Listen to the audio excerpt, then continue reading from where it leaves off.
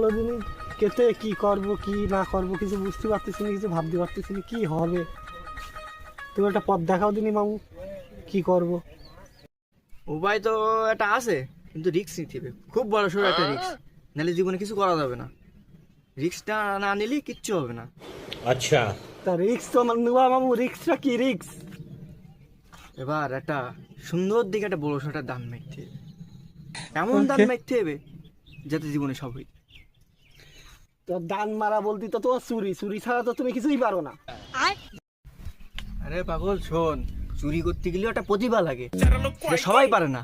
যেটা আমি পারি সেটা তুই পারবি না। আমি যে কয়টায় চুরিটা করতে পারি তুই সে কয়টায় চুরিটা পারিস না। আমার কাছ থেকে ট্রেনিং নে, দেখ জীবনে বড় সাকসেসফুল হয়ে যায়। আর কিছু না। মামু সেই না আমি চুরি করা শিখলাম, কিন্তু আমি তো একা একা চুরি করতে পারবো না। তুমি তোমার সঙ্গে সাথী করে আমার নাও, আমার একটু শিখাও। দেখ নে, কেন তো শিখালাম সেটা বড় বিষয় না, বিষয়টা হচ্ছে আপডেট হইতে হবে।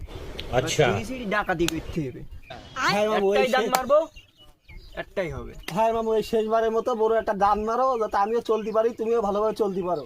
জীবনে আপডেট হইতে হবে, চুরি বাদ দিয়ে বা ডাকাতি হবে। তাহলে চলো মামু। চল।